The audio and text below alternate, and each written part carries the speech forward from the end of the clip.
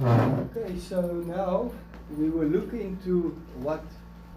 So God created every person. ឥឡូវយើងមកមើលនិយាយពីដើមមកវិញគឺព្រះទ្រង់បានបង្កើតគ្រប់មនុស្សគ្រប់គ្នា And we all need certain things to grow optimally. ហើយយើងទាំងអស់គ្នាសុទ្ធតែត្រូវការចាំបាច់មួយចំនួន If you want to develop to your full potential, ដើម្បីឲ្យយើងអាចនឹងមានការអភិវឌ្ឍឡើងប្រកបដោយសក្តានុពលពេញដោយសក្តានុពល you need certain inputs in your life. យើងត្រូវការកត្តាជាច្រើនដែលត្រូវការបញ្ចូលក្នុងជីវិតរបស់យើង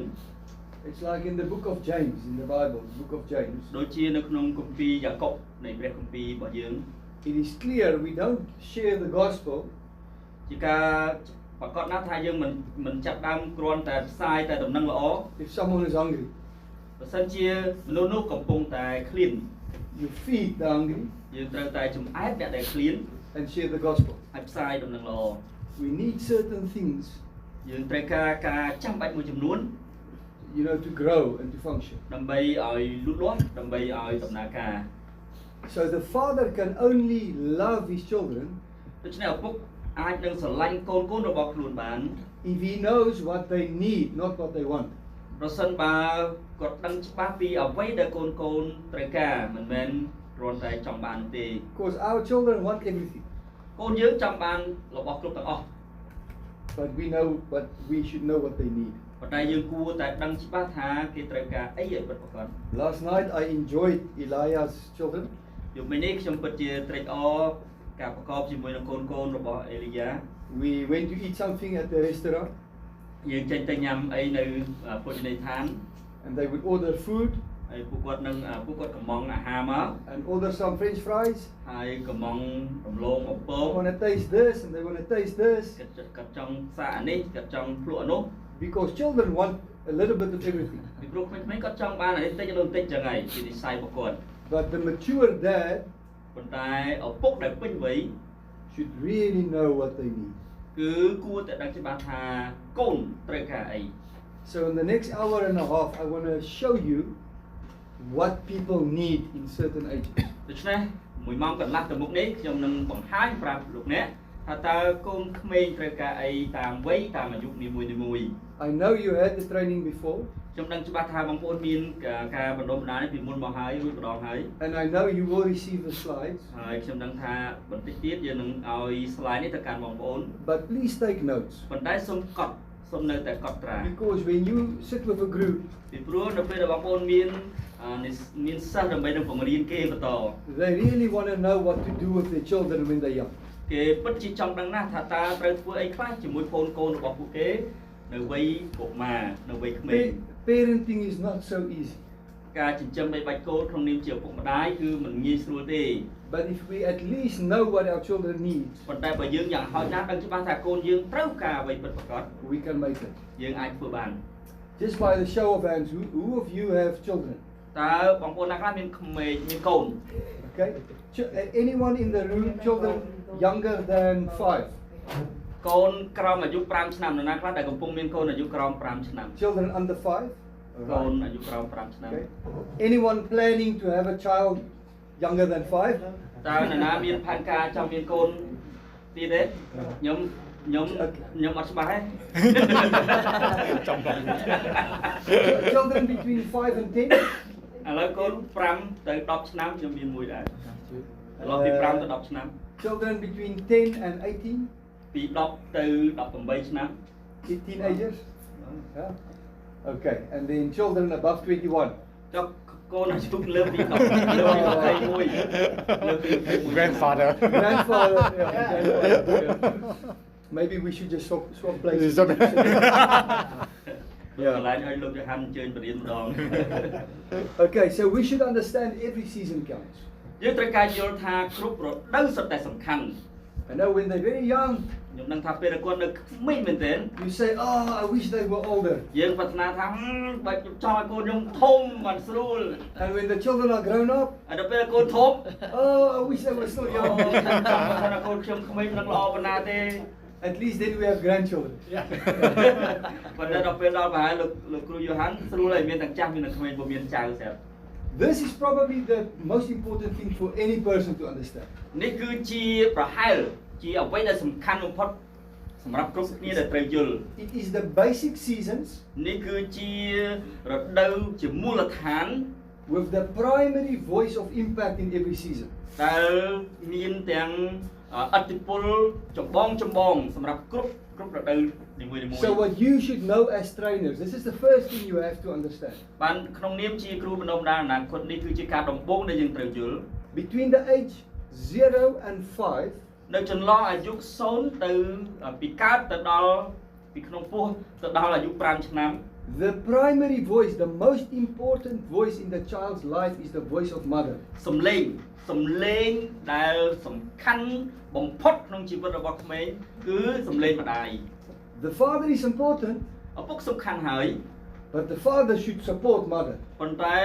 ឪពុកគួរគ្រប់គ្រងម្ដាយ so that mother's voice can be clear. ដើម្បីឲ្យសំឡេងម្ដាយច្បាស់ All right. The next 6 years, from 5 or 6 to 12, ហើយ6ឆ្នាំបន្ទាប់ពី6ទៅដល់12ឆ្នាំ the primary voice is the voice of the father. សំឡេងដែលសំខាន់សំឡេងចម្បងគឺសំឡេងឪពុក Now the mother is also important, ម្ដាយនៅតែសំខាន់ but she should support the father. ប៉ុន្តែនាងត្រូវតែគ្រប់គ្រងឪពុក Because parenting is always teamwork. ពីព្រោះការចិញ្ចឹមកូនគឺជាការងារជាក្រុមតែងតែធ្វើការជាក្រុមជានិច្ច The children should always hear one voice. កូនគួរតែឮសំឡេងតែមួយ Mom and dad together. គឺសំឡេងទាំងឪពុកម្ដាយជាមួយគ្នា But mother and father should understand. ប៉ុន្តែឪពុកនិងម្ដាយត្រូវយល់គ្នា First 5 years, mother's voice number 1. គឺ5ឆ្នាំដំបូងគឺសំឡេងទី1គឺម្ដាយ Next 6 years, father's voice. ប៉ុន្តែ6ឆ្នាំបន្ទាប់ទៀតគឺសំឡេងចម្បងគឺសំឡេងឪពុក From 12 to 18, ប៉ុន្តែពី12ដល់18 the primary developmental voice is the voice of the friend. គឺសំឡេងដែលសំខាន់ចម្បងដែលជួយក្មេងឲ្យអភិវឌ្ឍគឺសំឡេងមិត្តភក្តិ It's dangerous. អានឹងគ្រោះថ្នាក់ Because now they listen to the friends. ពួកឯពេលហ្នឹងវ័យ12ដល់18គេស្ដាប់តែមិត្តភក្តិគេទេ And God created us in this way. ហើយព្រះបង្កើតយើងមកតាមវិធីនោះឯង Because in this 6 years, 12 to 18, we develop social skills. ពីព្រោះអាយុនេះគឺ12ទៅដល់18ឆ្នាំគឺយើងកំពុងអភិវឌ្ឍជំនាញតំណែងសង្គម We develop emotional intelligence. យើងកំពុងតែអភិវឌ្ឍភាពឆ្លាតវៃខាងផ្លូវអារម្មណ៍ But the build up from 1 to 12 years old ប៉ុន្តែគ្រឹះពី1ទៅ12ឆ្នាំ will make the child strong enough to live between 12 and 18. គឺនឹងធ្វើឲ្យកូនយើងមានភាពរឹងមាំគ្រប់គ្រាន់ដើម្បីរស់នៅប្រឈមមុខនឹងមិត្តភក្តិពី12ដល់18ឆ្នាំ Because children coming from a stable home in the first 12 years ពីព្រោះកាលណាកូនចេញពីគ្រួសារដែលមានស្ថិរភាព12ឆ្នាំដំបូង will have the ability នឹងមានលទ្ធភាព to filter the voices of the friends អាចដល់21 is again the voice of the father. គឺម្ដងទៀតហើយជាសំឡេងរបស់ឪពុក Because now the children again want to know something about their identity ពីព្រោះវ័យនេះគឺវ័យកូនចង់ដឹងច្បាស់ពីអត្តសញ្ញាណ and how to do life as an adult. ហើយថាតើត្រូវរស់នៅជាមនុស្សវិញវ័យយ៉ាងដូចម្ដេច If a father spends enough time in the first 12 years បើសិនជាឪពុកចំណាយពេលគ្រប់គ្រាន់ក្នុង12ឆ្នាំដំបូងរបស់កុមារ with the children ជាមួយនឹងកូនរបស់គាត់ and stay emotionally connected in the next 6 years up to 18 years ហើយនៅតែបន្តភ្ជាប់ទំនាក់ទំនងខាងផ្លូវអារម្មណ៍នៅក្នុងអាយុពី12ដល់18ឆ្នាំ6ឆ្នាំបន្ទាប់ the girls and the boys will turn back to father when they're 18 to 21. ទាំងកូនប្រុសកូនស្រីនឹងត្រឡប់មកឲ្យឪពុកវិញក្នុងវ័យ18ដល់21ឆ្នាំ And the father can be the voice of wisdom in their lives. ហើយពេលនឹងឯងជាពេលដែលឪពុកបញ្ចេញសំឡេងនៃប្រាជ្ញាទៅកាន់ជីវិតរបស់កូន But if you do not live close to your children in the first 12 years, ប៉ុន្តែបើសិនជាយើងមិនរស់នៅជិតស្និទ្ធមិនរស់នៅឲ្យបានជិតស្និទ្ធឲ្យខ្លាំង12ឆ្នាំដំបូងនៃជីវិតរបស់កូនរបស់យើងទេ you will probably lose them when they're teenagers. នោះយើងនឹងប្រហែលនឹងបាត់បង់ទំនាក់ទំនងជាមួយគេក្នុងវ័យជំទង់របស់ពួកគេ And they won't turn back 18, 19, 20. ហើយគេ កម្រនឹងវិលមកវិញណាបាទដូច្នោះក្នុងវ័យ18ដល់21ឆ្នាំ So most of you in this room have children between 0 and 10. ដូច្នេះបងប្អូនភាគច្រើននៅក្នុងបន្ទប់នេះគឺមានកូនចាប់ពីអាយុ0ដល់10ឆ្នាំ It is now the time that you win the game. នេះគឺជាពេលដែលយើងឈ្នះការប្រកួត So that the next 6 years ដើម្បី6ឆ្នាំបន្ទាប់ will be great years. នឹងជាឆ្នាំដែលអស្ចារ្យ And when the young adult people, ប៉ុន្តែពេលគេខ្លាយជាមនុស្សពេញវ័យដំបូង they will live close to you. គេនឹងវិលត្រឡប់មកជិតស្និទ្ធជាមួយបងប្អូនវិញ And then from 21 all the way through 40 years to 40 years, ហើយចាប់ពីវ័យ21ដល់40ឆ្នាំ we call the success years. យើងហៅឆ្នាំនោះថាជាឆ្នាំជោគជ័យ This is when we work hard, ជាពេលដែលមនុស្សធ្វើការធ្ងន់ we try and grow our business, ជាពេលដែលព្យាយាមដើម្បីនឹងអភិវឌ្ឍមុខរបររកស៊ី we take promotions ហើយយើងទទួលបានការដំឡើងយសស័ក្តិ because we want to make a success in life. ពីព្រោះយើងចង់បានជោគជ័យក្នុងជីវិតនៅក្នុងវ័យនោះឯង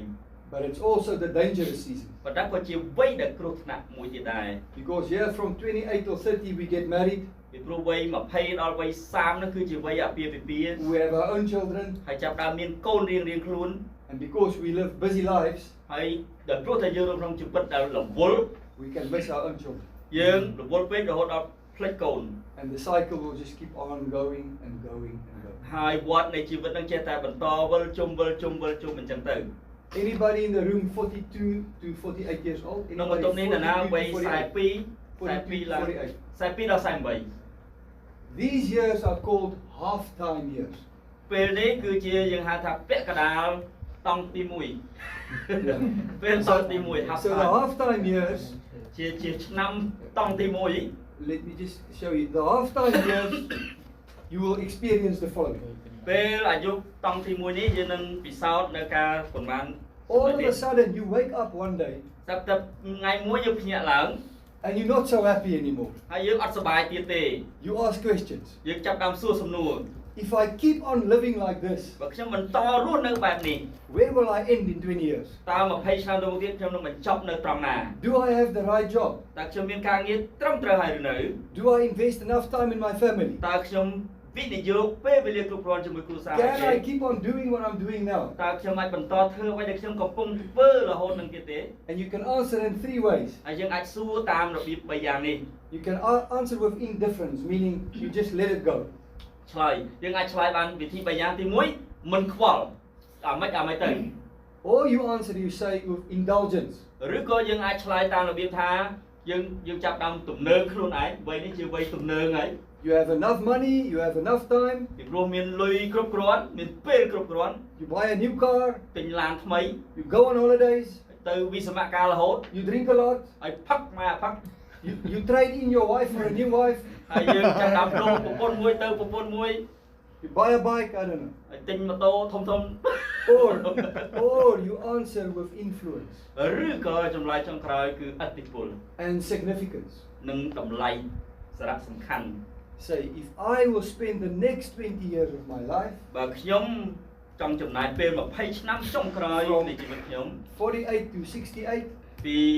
48ដល់68 I want to live a life of significance. ខ្ញុំចង់រស់នៅក្នុងជីវិតដែលមានសារៈសំខាន់ I want to impact lives. ខ្ញុំចង់ជះឥទ្ធិពលទៅកាន់ជីវិតជំនា I ន់ want ក្រោ to យ change my community. ខ្ញុំចង់ផ្លាស់ប្ដូរសហគមន៍របស់ខ្ញុំ I want to grow a next generation ខ្ញុំចង់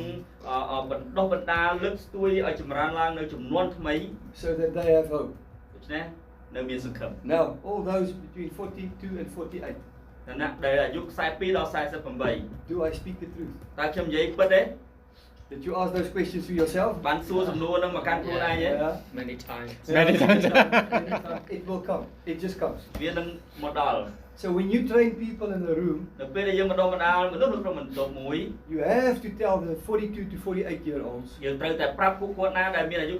42ដល់ that 48 this will happen. ថានេះនឹងកើតឡើង Because this is the best time ពីព្រោះនេះគឺជាពេលល្អបំផុត to get involved in something like the World Needs a Father. đầm bay room chấm này được không chắc là na đại dương hai thái chi bị phô lô trời cao. Because if you start doing trainings, bị phô đại dương chấp đam bẩn đó bẩn á. you will disciple young people. Nâng dương nâng và bằng cách sao chỉ môi nâng bẩn lúc chấm non cào. You will make an impact. Nâng miên ắt đi phô tại càng phụ kế. And your life will be full of significance. Hay chỉ vứt lúc nè nâng càng tại miên nấy miên khlam xa. Because from 65 to 80, bị phô à giúp chấp pi hốc pram đo bạch sấp. now it changes. Nâng miên rộp bọt mùi thế đây. From training to mentoring. Cứ pi cả bẩn đó bẩn á tới chia cả đó là hòa bình. From being the trainer or the role model in the community Tập lóp pi crew bẩn đó bẩn á rồi coi chia nè cùng rú khôngសហគមន៍ to becoming the wise voice or the mentor in the society. ទៅคล้ายជាសំឡេងប្រាជ្ញានៅក្នុងឬក៏អធិពលនៅក្នុងសហគមន៍វិញ So someone at the age of 65 to 70 should be very busy ដូច្នេះអ្នកដែលអាយុ65ឡើងដល់80ហ្នឹងគឺរវល់មែនទេ mentoring young men ដើម្បីផ្ដល់ឱវាទដល់មនុស្សចំនួនក្រោយ how to do life. របៀបរស់នៅក្នុងជីវិតពិតប្រាកដ But if you do not train people ប៉ុន្តែបើយើងមិនបណ្ដុះបណ្ដាលមនុស្សទេ from the 30s, 40s, 50s, if you don't train people ពីអាយុ20 30 40ឆ្នាំបើយើងមិនបណ្ដុះបណ្ដាលពួកគេទេ when you 65 or 70, ពេលយើងអាយុ65ឬក៏70 you will have no one to mentor. យើងនឹងគ្មានសិស្សណាដែលយើងត្រូវផ្ដល់ឱវាទ You ទេ will be alone. យើងនឹងឯកោ So is that true, Yuan? យល់បាន That's true. ប៉ុន្តែកាលណាយើងអត់ខំប្រឹងបរៀនពីឥឡូវទេអាយុយើងចាស់ទៅអត់មានគ្នាញ៉ាំកាហ្វេទេ Okay, so let's start with, let me just get there. Let's start with the first season in life. So what do you mean? Now we are in from 42 to 48. We need to start recruiting mentee. Yeah, you need to start answering right and position your life and do it, because what will happen? You can never recruit a mentee. A mentee will ask you to be the mentor. You can never, I cannot come and say, hey guys, I want to mentor you. It's arrogant. If I do training, they will turn to me and say, can you please mentor me? So what do? We get involved in training. Alright. បាទសំណួរនេះល្អជួយមានសារហ្នឹង So now let's look at the seasons. ឥឡូវយើងមើលរដូវរបស់យើងវិញ So we have to train young men យើងត្រូវការបណ្ដុះបណ្ដាលមនុស្សវ័យក្មេង that the life they live ថាជីវិតដែលពួកគេរស់នៅ is important even before they get married. គឺសំខាន់តាំងពីមុនពេលដែលពួកគេរៀបការមកម្ល៉េះ Sometimes you find young men, ពេលខ្លះយើងឃើញមនុស្សកំឡោះ they consume a lot of alcohol, គេផឹកស្រាច្រើនមែនទែន they sleep around with many women, ហើយគេដេកជាមួយមនុស្សស្រីអត់រើមុខ and they say, if I get married, ហើយគេនិយាយថាបើខ្ញុំរៀបការ I will sort my life out. ខ្ញុំ I will fix my life. I ខ្ញុំ won't នឹង drink. អូខេខ្ញុំនឹងដោះស្រាយជីវិតរបស់ខ្ញុំនឹងឈប់ផឹកពេលមានប្រពន្ធហើយខ្ញុំឈប់ផឹក But I always tell my daughters, ប៉ុន្តែខ្ញុំតែងតែប្រាប់កូនស្រីរបស់ខ្ញុំ the same thing that the men are doing before marriage,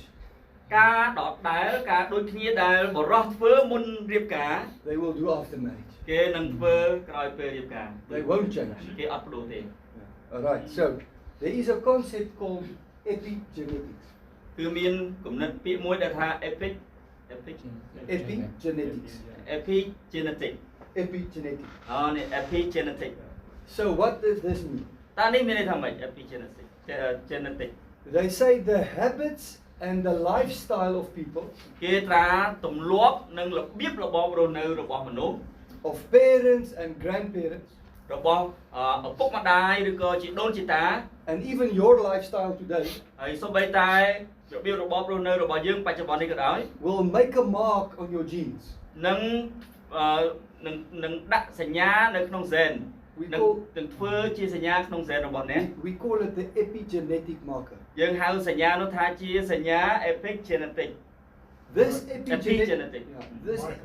marker, epigenetic marker. epigenetic So this marker can be carried forward from my genes to my child's genes, from grandfather to father to child to son. ហើយអាសញ្ញា epigenetic ហ្នឹងនឹងបន្តពីយើងហ្សែនហ្នឹងនឹងបន្តពីយើងទៅកូនយើងទៅចៅយើងអាសញ្ញាដែលយើងកំណត់ទម្លាប់របស់យើងហ្នឹង So I can be born ខ្ញុំអាចកើតមក with a predisposition. In other words, I'm born not in a favorable place. អាចនឹងកើតមកក្នុងកន្លែងដែលមិនសមគួរកន្លែងដែលយើងមិនចង់បានយើងអាចនឹងកើតចំកន្លែងដែលយើងមិនចង់បានកើត Because of the sins of my fathers, the lifestyle habits of the fathers and the mothers before me. ដោយព្រោះតែអំពើបាបរបៀបរបបរស់នៅទម្លាប់របស់ឪពុកម្ដាយយើងមុនដែលយើងកើត But we all have a choice. ប៉ុន្តែយើងសុទ្ធតែមានជម្រើស You can choose how you live. យើងអាចជ្រើសរើសថាយើងរស់នៅរបៀបណា You do not have to become your genes. យើងមិនចាំបាច់រស់នៅតាមហ្សែនរបស់យើងទាំងស្រុងនោះទេ Your destiny is your choice. ជោគវាសនានៃជីវិតរបស់យើងគឺស្ថិតនៅលើជម្រើសរបស់យើង That's why you are born as a sinner. នោះហើយជាហេតុដែលយើងទោះកើតជាអ្នកមានបាបក៏ដោយ But if you agree by choice to the calling of God, ប៉ុន្តែបើយើងយល់ស្របយល់ព្រមចំពោះការត្រាស់ហៅដោយជ្រើសរើសស្ដាប់បង្គាប់ការត្រាស់ហៅរបស់ព្រះ you can die as a saint. យើងអាចនឹងស្លាប់ទៅក្នុងនាមជាពួកបរិសុទ្ធ My life is my choice. ជីវិតខ្ញុំគឺស្ថិតនៅជាជម្រើសរបស់ខ្ញុំ Let me give you an example. ខ្ញុំជូនឧទាហរណ៍មួយ Do you know the concept alcohol fetal syndrome? តើដឹងពាក្យalcohol Fetal or fatal syndrome. fetal syndrome Fetal syndrome. You know the that? baby. Should I explain? I think So- you should explain. So if a mother is an alcoholic បើសិនជាម្ដាយជាអ្នកដែលញៀនស្រា and she has a baby in the womb, ហើយគាត់មានផ្ទៃពោះកូននៅក្នុងពោះ the child will be born with alcohol fetal syndrome. ហើយកូននោះនឹងកើតមកដោយមានរោគសញ្ញាចេះផឹកស្រារោគសញ្ញាស្រា The child won't grow to full potential. កូននោះនឹងកើតមកអត់បានពេញសក្តានុពលទេ They will stay short, អាចនឹងក្រឹង and they won't live long. ហើយនឹងមានអាយុខ្លីអត់រស់នៅយូរទេ And even intellectually they won't develop. ហើយសូម្បីតែខាងបញ្ញាស្មារតីក៏មិនអាចនឹងអភិវឌ្ឍបានពេញសក្តានុពលដែរ This is when mother drinks when she has a baby. នោះគឺជាលទ្ធផលម្ដាយផឹកនៅពេលដែលមានផ្ទៃពោះ Now with epigenetics they prove ហើយ epigenetic គេបញ្ជាក់ភស្តុតាង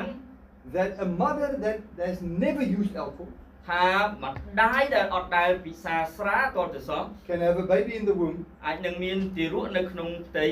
but the father is an alcoholic ប៉ុន្តែឪពុកជាអ្នកដែលផឹកស្រា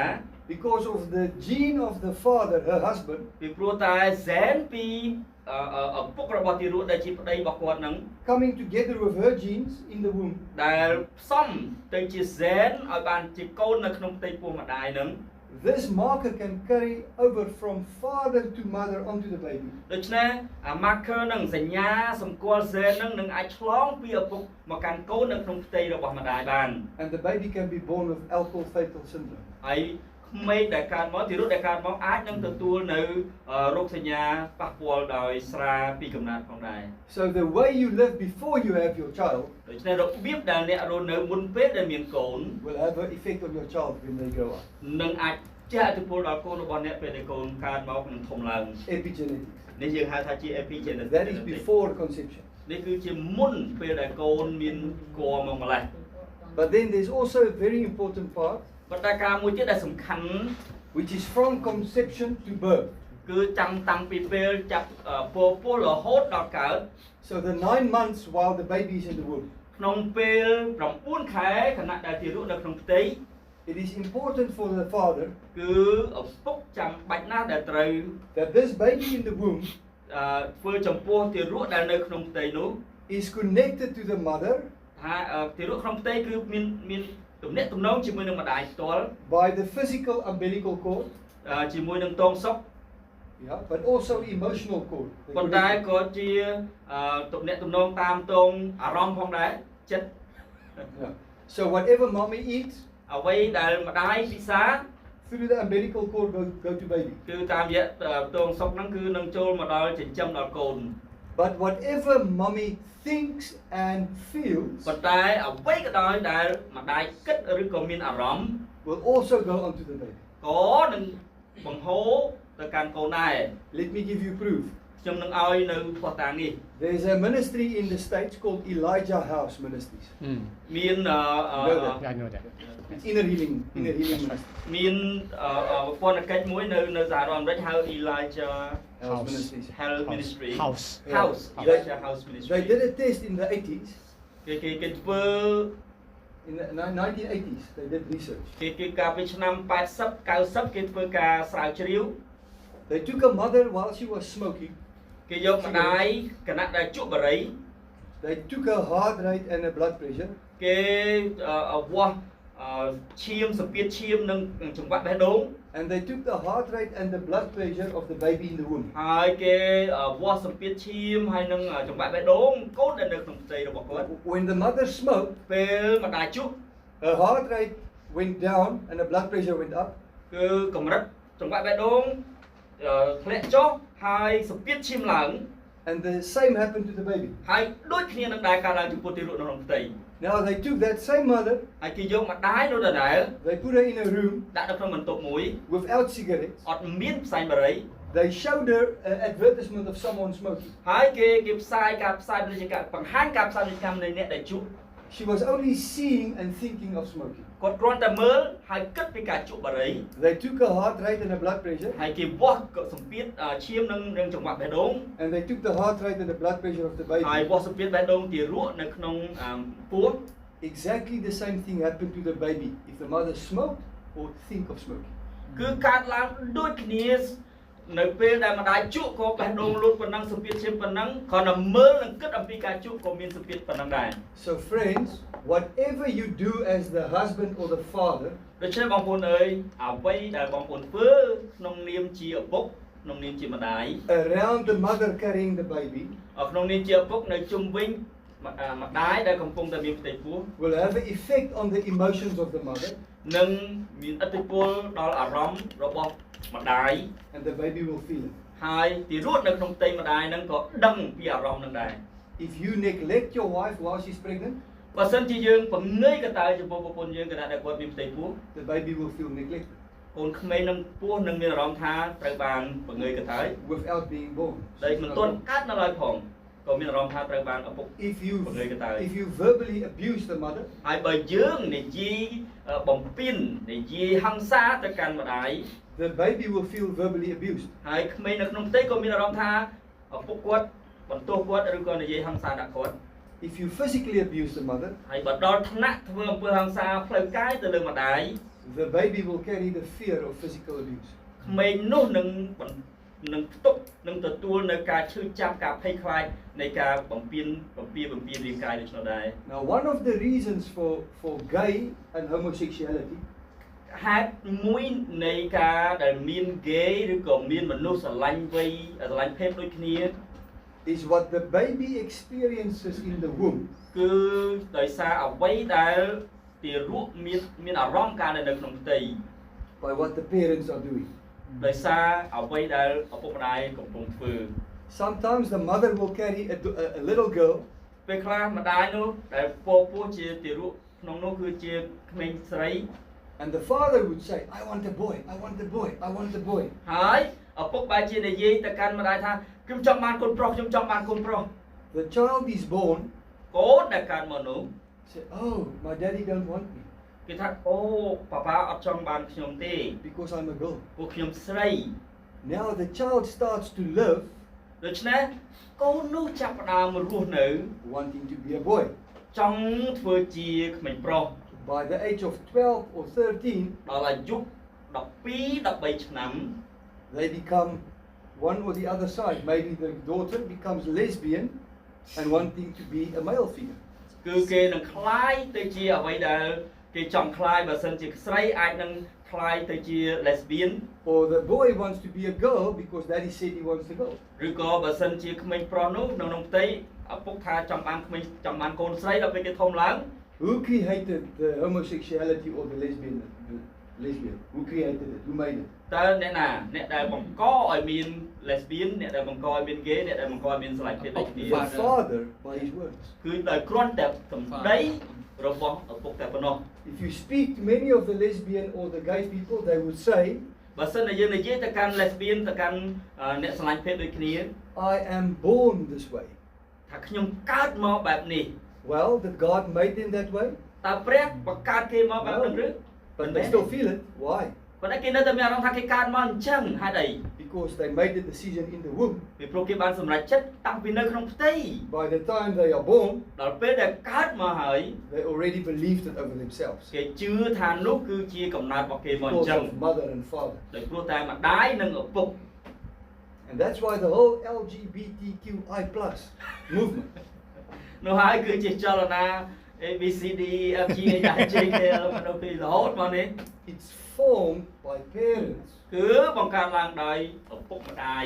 not creating strong identity in the children. ដែលមិនបានបង្កើតអត្តសញ្ញាណពិតប្រាកដរឹងមាំច្បាស់ប្រុសស្រីច្បាស់ស្រី Starting from before birth. ចាប់តាំងពីមុនដែលក្មេងនោះកើតមក Okay, so the first 1,000 days in a child's life is very important. 1000 ថ្ងៃ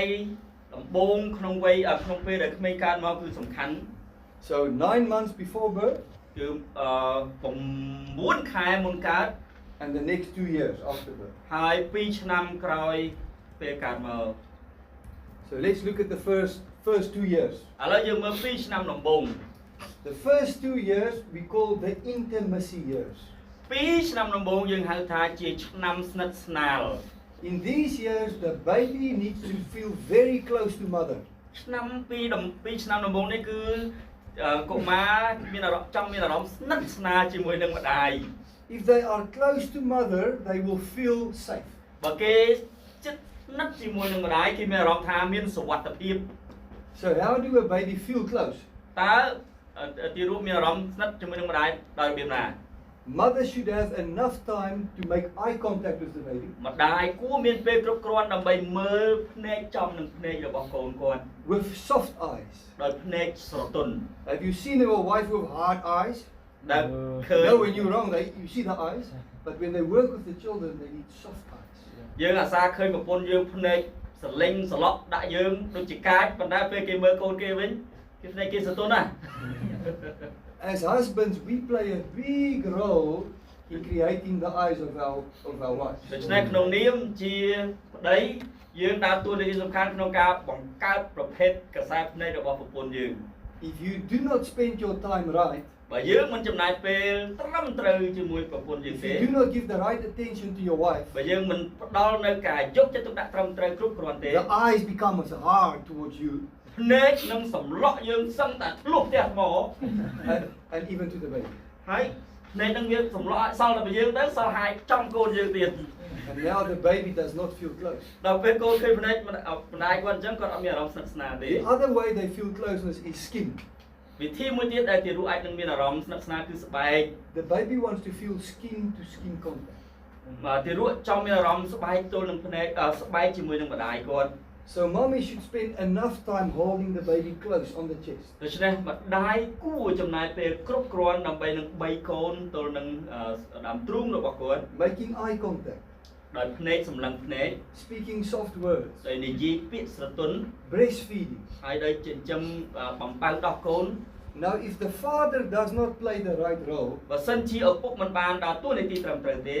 she won't have time to have the baby in the hands. នាងនឹងគ្មានពេលដើម្បីនឹងបីកូននឹងដើមទ្រូង She will be tired because she has to do all the work at the house. គាត់នឹងហត់ដោយសារគ្រប់ទាំងការងារផ្ទះគាត់ត្រូវតែធ្វើ And by the time she spends time with her baby, she's tired. ហើយដល់ពេលយកកូនយកមកបីហត់បាត់អស់ធម៌ពលបាត់អស់ថ្មបញ្ចូលបាត់ So what should the father do? ដូច្នេះឪពុកត្រូវធ្វើអី You should do more things at the home. យើងត្រូវការធ្វើការកាន់តែច្រើននៅផ្ទះ Cleaning the house, សម្អាតផ្ទះ washing dishes, លាងចាន maybe doing washing, ឬក៏ washing the clothes, បាទបោកគក់សម្លៀកបំពាក់ changing the nappies. ហើយដូរកតោប Yeah, you know, changing the nappies. Yeah. Have No, you changed your wife, your child's nappies? mostly my wife Guilty. But men, listen, men should know អូខេអញ្ចឹងដឹងណាបងប្អូនខ្ញុំសារភាពតែមួយប៉ុន្តែមិនតែខ្ញុំទេណាចំណឹងឯងច្រើនគ្នាណា that in some way you need to create the space ថាយើងត្រូវតែបង្កើត កន្លែងបង្កើតចន្លោះ for your wife to connect to the baby. ដើម្បីឲ្យប្រពន្ធរបស់អ្នកភ្ជាប់ទំនាក់ទំនងផ្លូវអារម្មណ៍ជាមួយនឹងកូនរបស់អ្នក See this picture? នេះឃើញរូបភាពនេះទេ It was an MRI scan នេះគឺជា MRI scan of the brain. នៃខួរក្បាល What's wrong? Is this off? 20, it's not, it's too cold. It's too hot. So now it's too hot. Oh, you switch it off? No. 27 is, you leave it on 27. 27 wow 27 inch It too. was 25, it's a bit cold. Now we switched it to 29, but that was very warm. 27. 27, huh? This one. I think it, Okay. But in any case, look at this picture. ឥឡូវសូមមើលរូបភាពនេះ It was a picture taken when a mommy kissed a baby. គឺជារូបថតដែលថតពេលដែលម្ដាយថើបទារក And the spots, the red and yellow spots in the brain, ហើយឃើញspark ពណ៌លឿងនិងក្រហមនៅក្នុងខួរក្បាលនេះ is the release of oxytocin. គឺជាការបញ្ចេញនៅអុកស៊ី Oxytocin. oxytocin oxytocin Oxytocin is a neurotransmitter.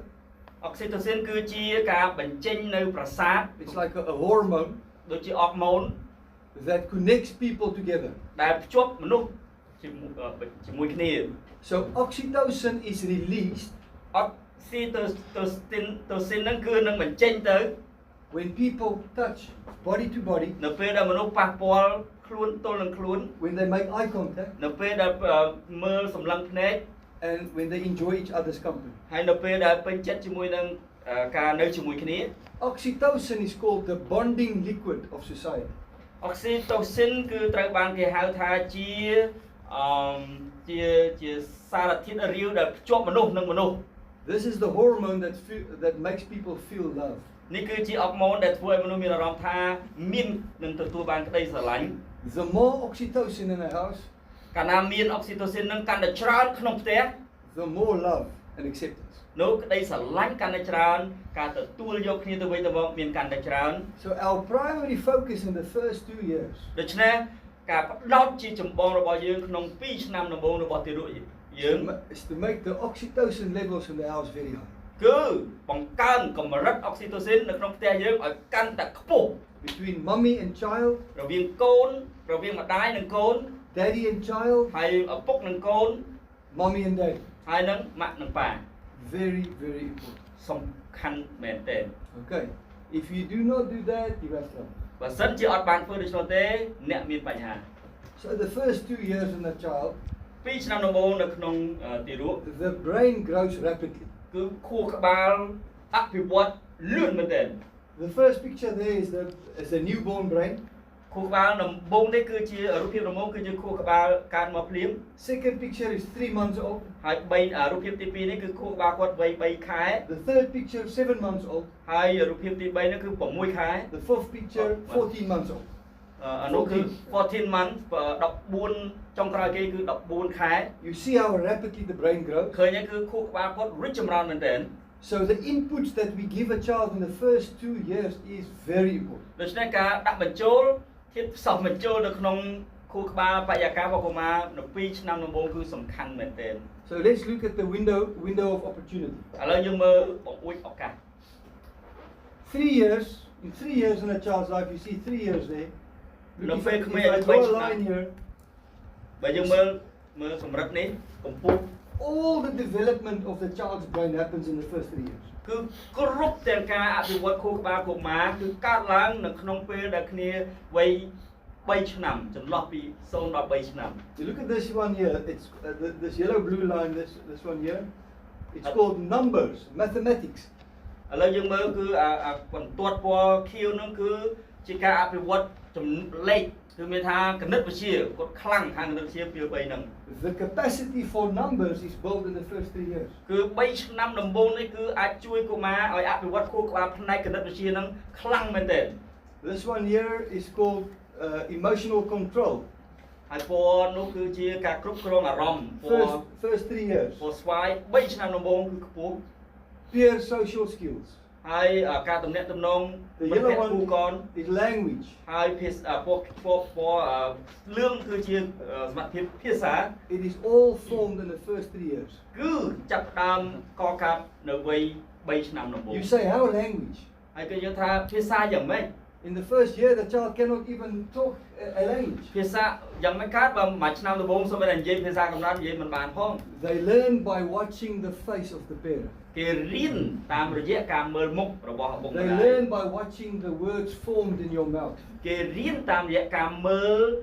មាត់ឪពុកម្ដាយដែលប្រើពាក្យ The most thing the children will learn in the first 2 years will be by seeing the father and the mother.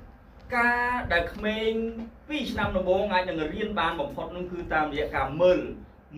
ឪពុកម្ដាយធ្វើអ្វី So what is the most important thing parents can do in the first 3 years? ដូច្នេះតើការអ្វីដែលសំខាន់បំផុតដែលឪពុកម្ដាយគួរធ្វើក្នុងពេលដែលកូនអាយុ3ឆ្នាំដំបូង Spend time with the children and being close. ចំណាយពេលជាមួយកូននិងស្និទ្ធស្នាលជាមួយកូន Let me skip that one. I'm not going to put this one up now. So here's an important stat. Let me just put it up there. I'll get this one now. Next slide. នេះគឺ Yeah, សិតតែ there, ជា there, ស្ថិ there, តិ there, there. I want to show you this one there. This one there. ឥឡូវខ្ញុំនឹងបង្ហាញត្រង់ចំណុចស្ថិតិទី1